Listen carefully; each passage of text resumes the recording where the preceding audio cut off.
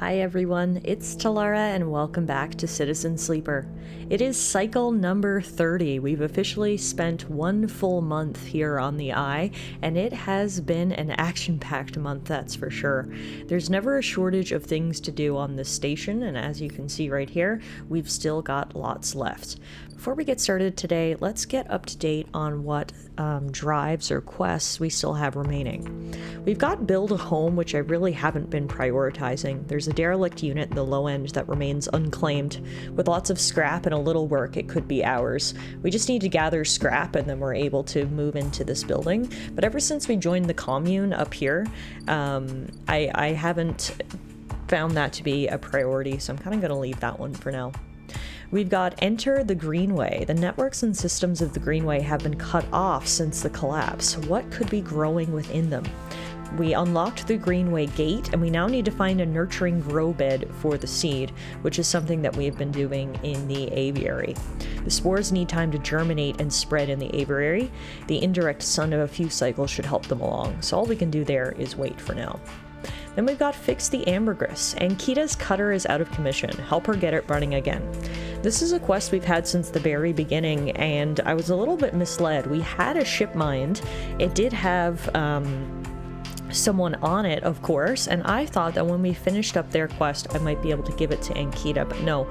Looks like we need to get a fully separate ship mind for Ankita, so honestly, I might prioritize doing that today, because she has been waiting for quite some time to repair her ship. We've also got the Flotilla Aid, which appears to be sort of the DLC content for the game.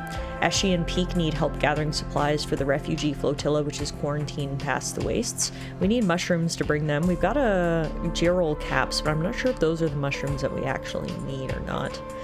We need to get to know Emphas a little bit more. Emphas loves two things, story and food. Maybe if you supply him with both, you can hear his story. And we've already brought him some caps, but he wants some different kinds now. So a lot of our quests are actually about gardening, which is kind of funny. We'll have to get our green thumbs ready to go. Then we've got grow mushrooms, which again, we are in progress as we just saw. We just need to let the spores germinate in the aviary, so that one's just a waiting game. Another waiting game is for the botanist Rico, who also wants mushrooms. It seems like everybody on this space station wants mushrooms, so again, that is a priority for us right now. And then we've also got work for Rabaya. Rabaya wants us to be part of the Yatagon. Could they help us settle on the Eye? We'll find out if we spend time as a Yatagon enforcer. So those are all the things we have to do today. Since we're waiting for things to grow up here, I think I'm going to take the Founder's Ferry back across to the Rim. Over on this side, we've got a few things we can check out. First of all, we're waiting on Lem and Mina. There's a note on the door of the unit. Lem has gone to find work, but he should be back tomorrow, which is interesting. We'll definitely have to check in there. If we wanted to work for Rabaya, that would bring us here. No, not to the Yatagon dispensary. Where is it that we would pick up work from Rabaya? Mingi Express, derelict unit, caster's table, Rabaya's office. Here it is. So, however we feel about Yatagon, it seems that working with Rabaya is our best chance to get insight into the organization. I think I'm definitely going to do that, but as I mentioned, the thing I want to prioritize today is helping out the poor Ambergris, the damaged cutter. And Kita actually gave us a stack of chits so we could acquire a ship mind for her ship, the Ambergris.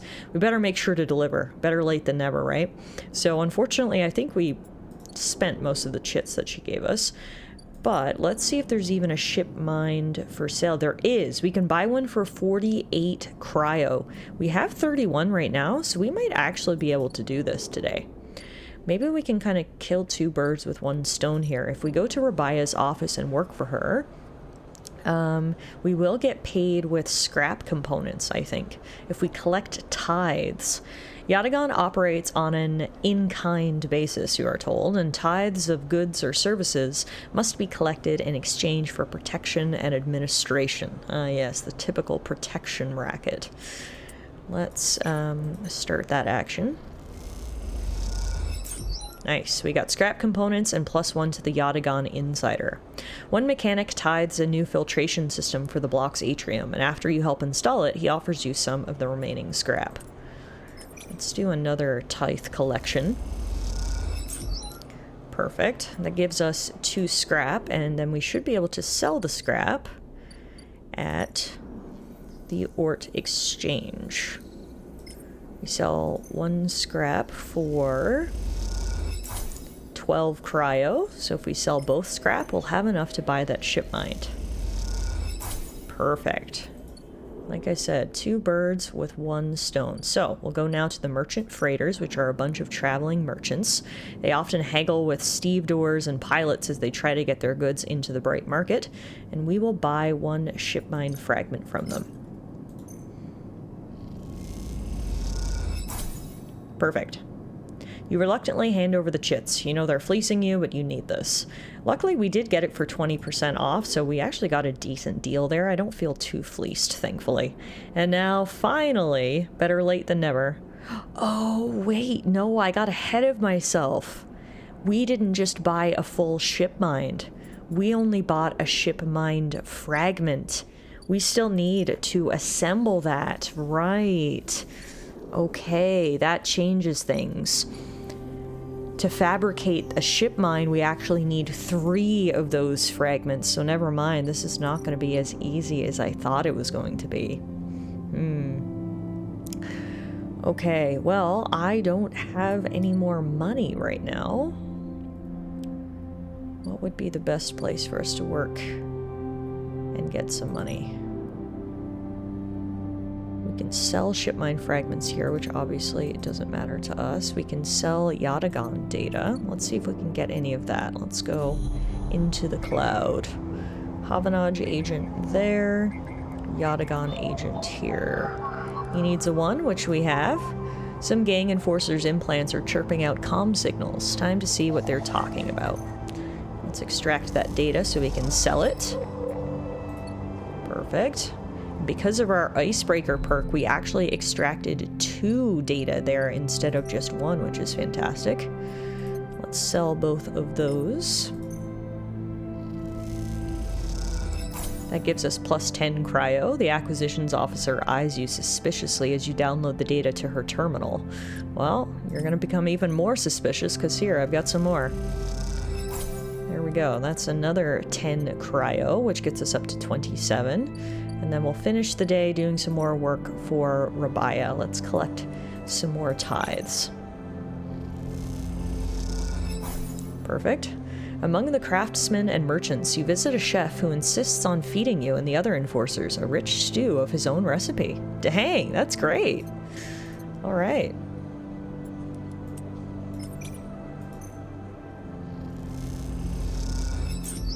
Perfect. And then we get some scrap from that one. So let's sell the scrap at the Ort Exchange.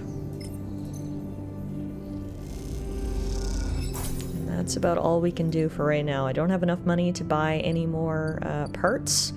Unfortunately, we need 48 cryo, although there is this option here to haggle over prices. If I had some more dice, I would do that. So maybe we should do that tomorrow. Regardless, today was a money-making day. We made as much money as we can. We assembled 1 ship mine fragment. Still got 2 more to go. Also got a bunch of spores and mushrooms and other stuff.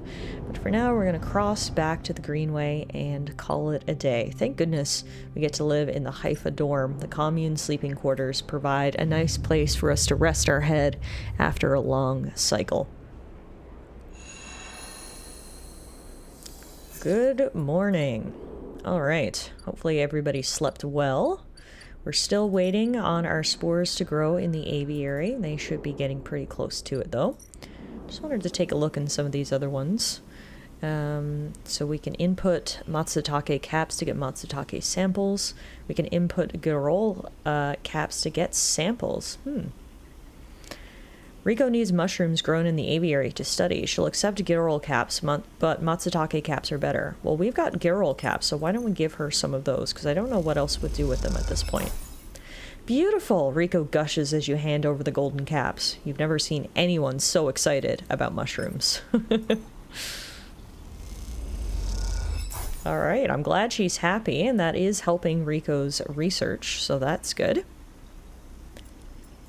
That's all we can do for right now until things are ready in the aviary. We, of course, have the mushroom groves where we can forage for a fungus and other spores, but I think for right now we'll just wait on the aviary production. Here at the farms we can also work the stacks and get some cryo, so maybe that's the way we make money today if we need it. I'm just looking here, it says we can get plus 16 cryo if we do a good job working the stacks, so why don't we start there? Some farm stacks from the old station have survived, and the farmers that work them are always looking for new workers. They pay by yield. Cycling the stacks, checking feed and water lines, replacing bulbs. Your familiarity with the rhythms of the stacks mean your yields are high, and therefore we got paid 16 cryo, which means we should have enough for another ship mine fragment. Let's head down to the merchant freighter and let's try to haggle over prices today. You call out the merchants and they react angrily. They won't be selling you anything this visit. Oh no, we failed that haggle miserably. They're literally not even willing to sell to me now. Well, that's too bad. I guess we're not going to be buying anything today. Sorry, the ambergris is going to have to wait a little bit longer. But on the bright side, it looks like Lem might be back from looking for work and willing to speak with us.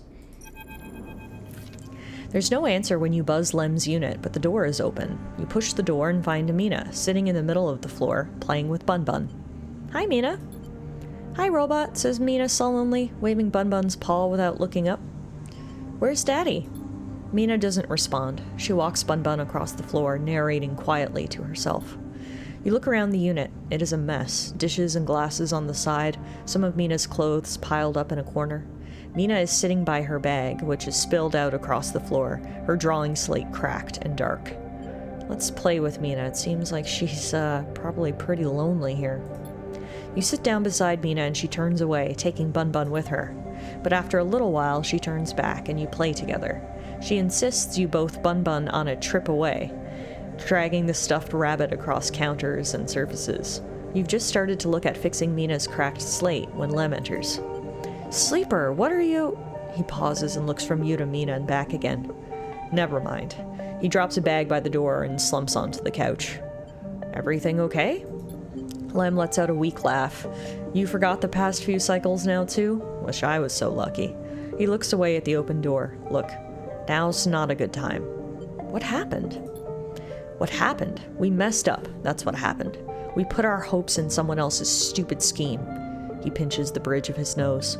You understand they never even put us on the list, right? I've been all around the rim looking for work, and I've run into more than a few from the cruise.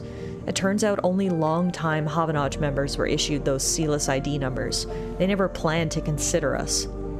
Havanage say they didn't know that was what they were going to use to make the draw, and who knows, maybe Sealess pulled the wool over their eyes.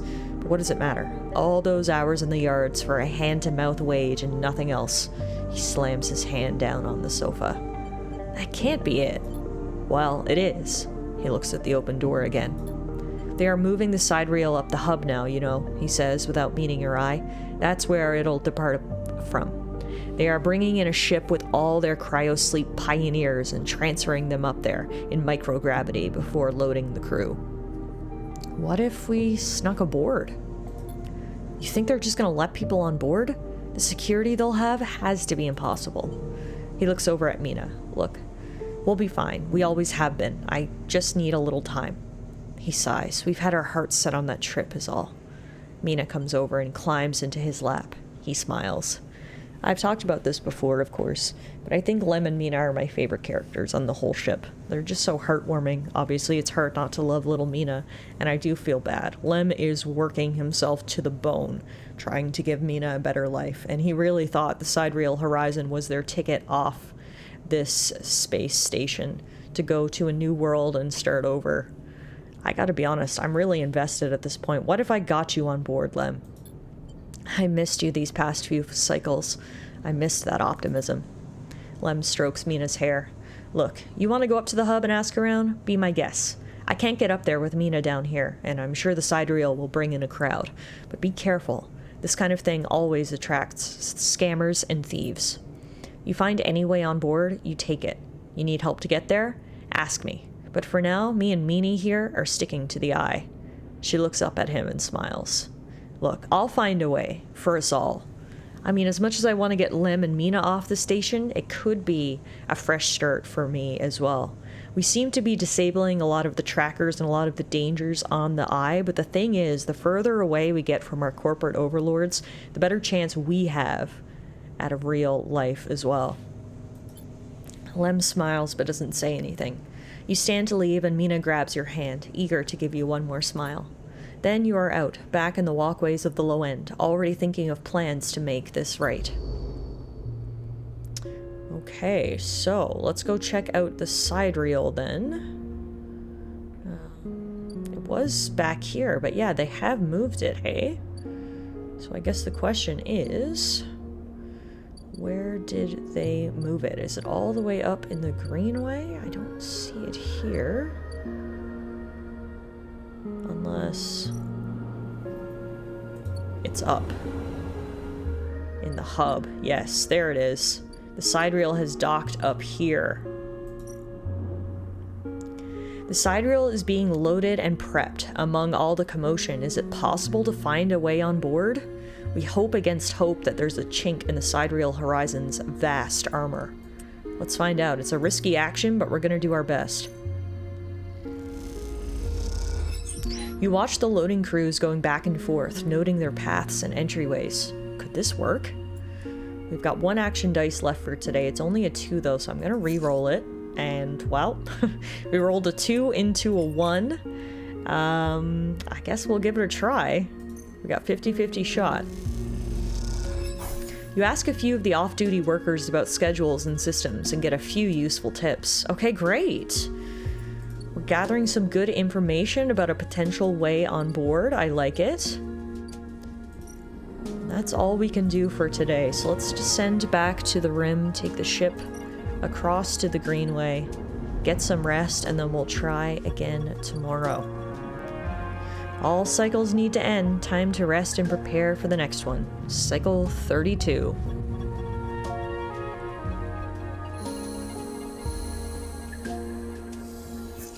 Good morning. Alright, we are quite hungry, so we're definitely going to need to get some food today. And it looks like things are done in the aviary. Let's check out that overgrown garden. We can now harvest mushrooms. The fruiting bodies are appearing. Girls are easy to find, but matsutake and other stranger types will require extra effort. Take your pick. The crop of fruiting bodies has broken the surface of the mulch. Once harvested, you'll have to grow more. Alright, let's do some harvesting, I guess. You carefully pick out the best developed caps from the mulch, especially fascinated by the aroma of the club-like bodies you discover. And it looks like we actually got some matsutake caps, so that's great. Let's try that again. You select a set of healthy, large caps. The smell is rich and complex, and it reminds you of some of the best meals you've consumed on the eye. We may as well use our 1 for one more harvest, which will be the end of the fungal yield.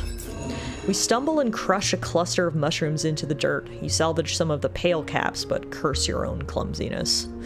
That's okay, so we did all the harvesting there that we could. And now we can go, not to the mushroom groves, I wanted to go back to the Haifa labs.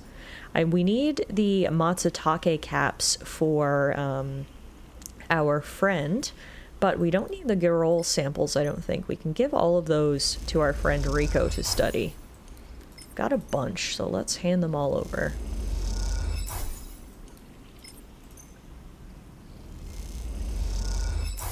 Perfect. We're actually almost done. Maybe instead of saving the matsutake cap, we instead give it to Rico right now for her to finish her studies. I think that's what we should do.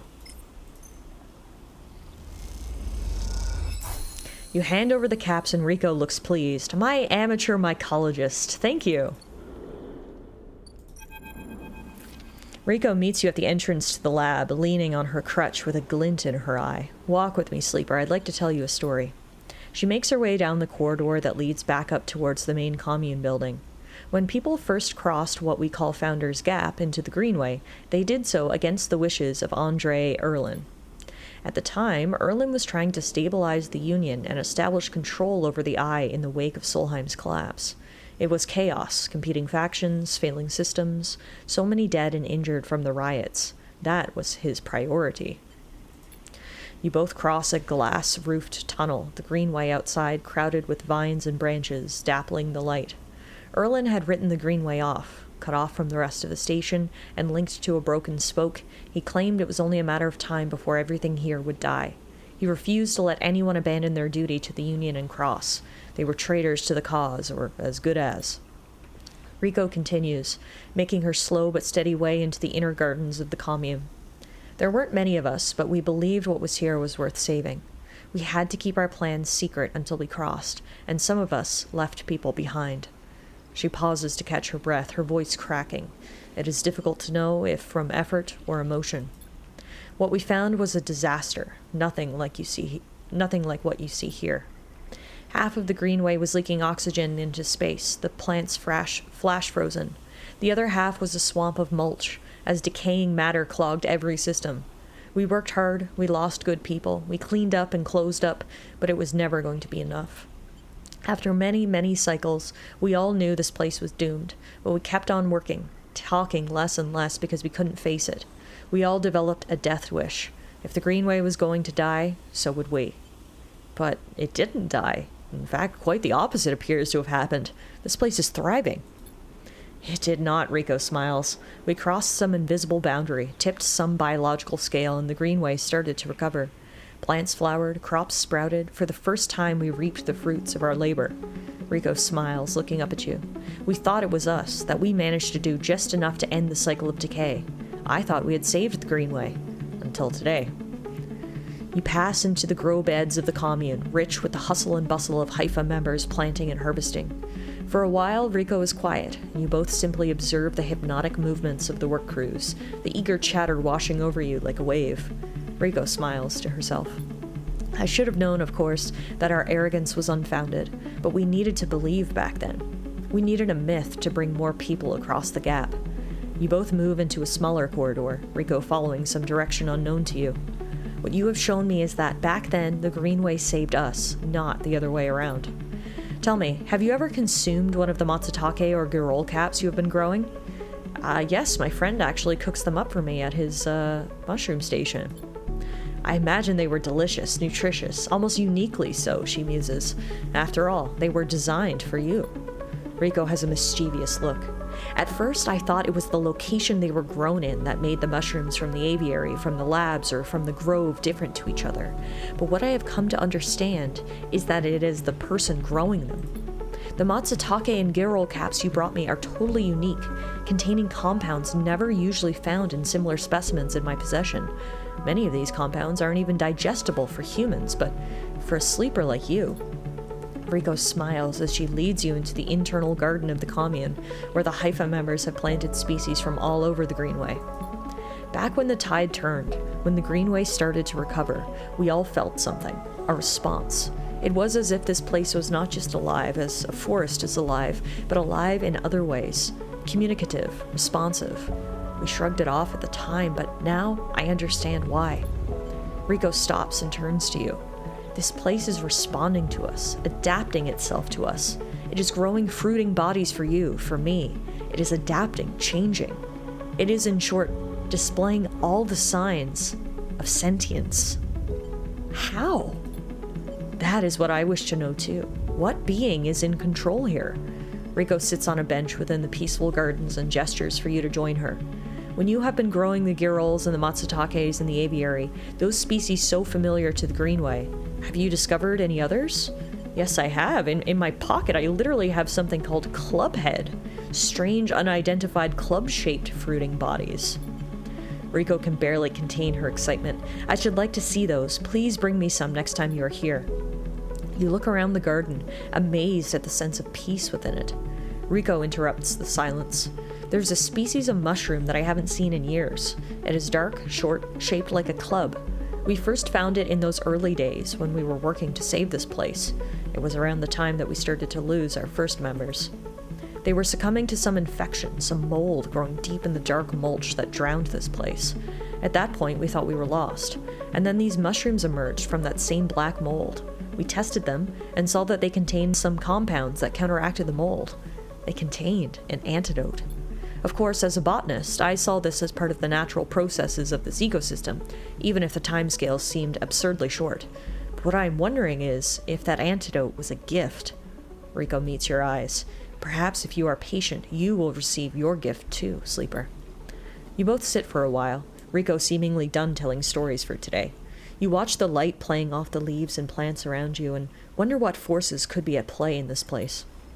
After a while, you stand and leave with a quiet nod to Rico, leaving her to her memories. Wow, that is a lot to unpack. The greenway itself is sentient. It is giving us exactly what we need. The mushrooms I've been growing are made just for a robot like me. What does that mean? What sort of being is at play here? This is so interesting.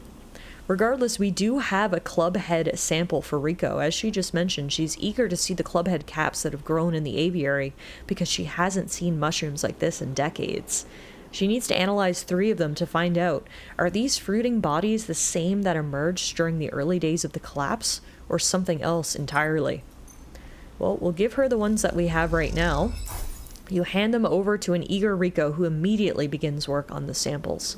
And that's the only one we have, unfortunately, so we'll just have to try to germinate some more spores, which we do have. We've got 1 grove spores, so let's plant them in the fungal beds. Oh, we need to fill them with more, so we actually need more spores before we can grow any. Okay. Now, unfortunately, my energy is really low, so as much as I want to go explore the sidereal horizon today, I think instead we're going to have to do a work assignment in the commune so that we can get some food in return. You are assigned work in the grow beds among the plants and earth. You like it out here, and the green shoots are reward enough.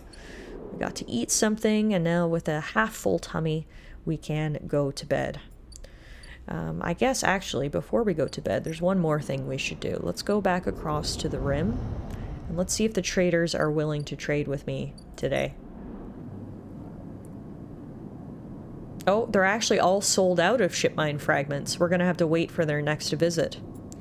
So, never mind that then. My tummy is still a little bit empty, so I'm going to go back to my friend Emphasis Stall. This is the guy who has been giving us fungus. Emphasis spiced fungus is one of the few things potent enough to actually stimulate our limited taste sensors. So let's grab a bowl of that as well before we go to bed. That's the good stuff. Alright, let's go end this cycle, cross back to the greenway, and rest up in our Haifa dorm.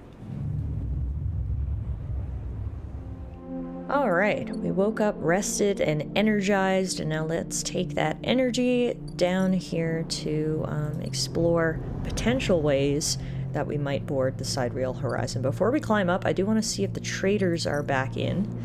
No, unfortunately not. Merchants willing to run the gauntlet of the Helion system are rare, but those that do always return, eventually. We're going to have to wait for it, though. There is a scrap freighter over here. Doesn't look like they sell any ship mines, though. So, for now, we'll have to wait on that, and we'll focus our energies instead on the hub. Let's ascend up, go to the sidereal dock, and do some more scouting.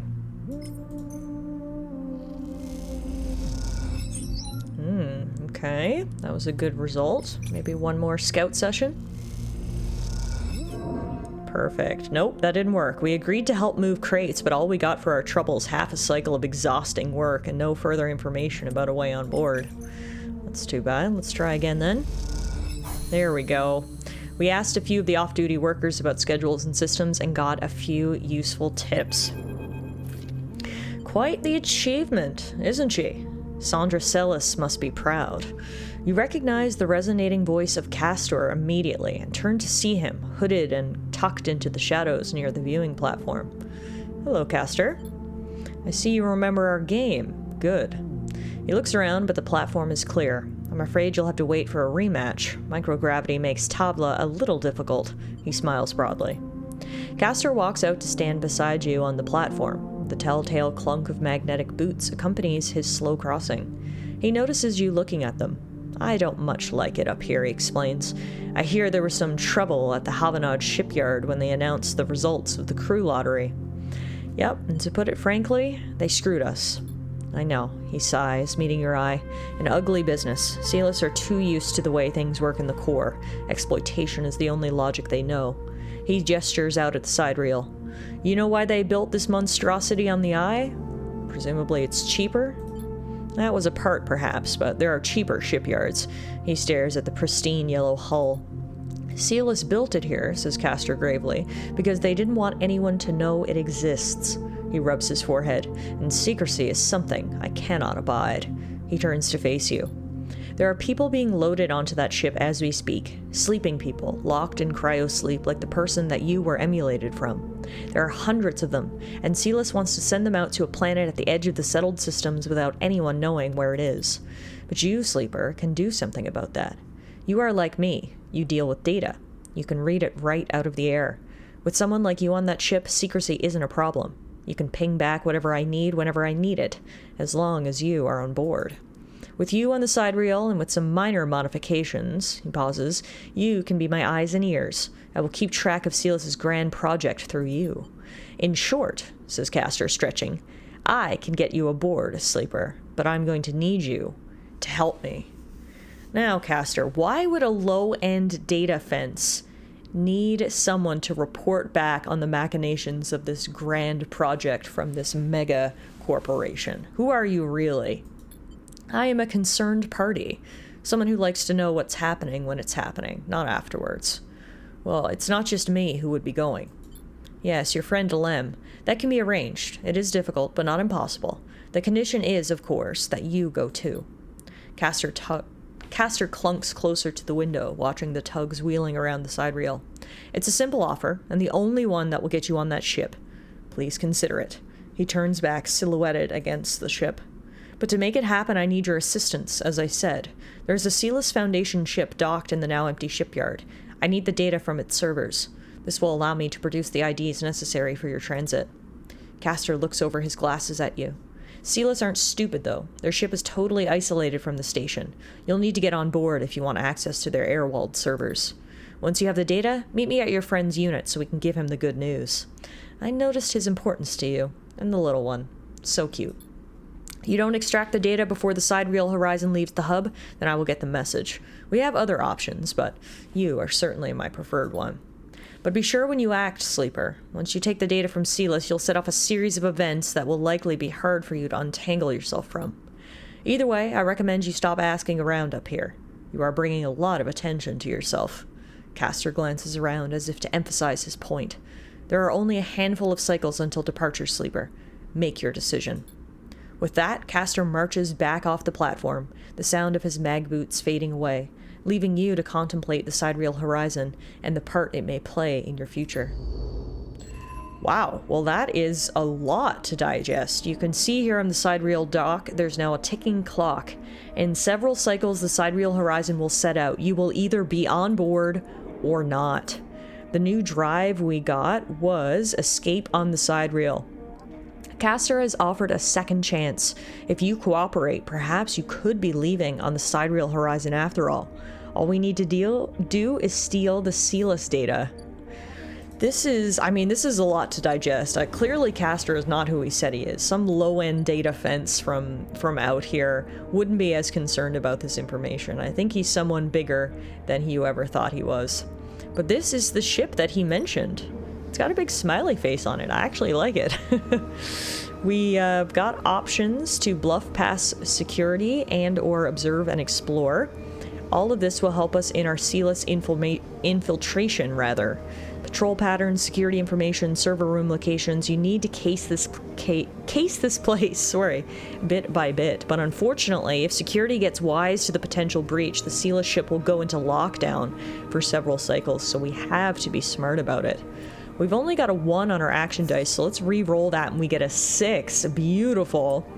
which means we're definitely going to try to bluff past security. The fastest way to get to know the ship is by pretending to work there. A plan so bold, it might even work. You convince the guards to help you look for your ID inside the ship before you remember you left it at home. And there you go, we're halfway now to actually infiltrating. That was fantastic to roll a 6. I guess the question here, we have 2 questions we need to consider. A, do we want to leave? Do we want to go on the sidereal horizon and go to this new colony and start a new life? Or do we want to stay here? And B, I guess, do we trust Castor enough to commit to this plan? Those are all things we need to think about. My gut tells me, though, that this might be a good start for us. We're not going alone. We can go with our friends, Lem and Mina. We could start a new life far, far away from our corporate overlords. Maybe we could even sort of join them and become a little family. I don't know. I'm very tempted. There's obviously huge risks. There's the potential that I'm being exploited by Castor and being used. But at the same time, if I can help Lem and Mina, I really, really want to. Regardless, we'll mull this over for now, but we'll call it a day for today's episode of Citizen Sleeper. I think things are starting to fall into place, and whatever avenue we take, I think the finale may be fast approaching. Thank you all so much for watching today's episode and this whole series so far. I really hope you're enjoying it, and I will see you guys back here soon for some more adventures in space.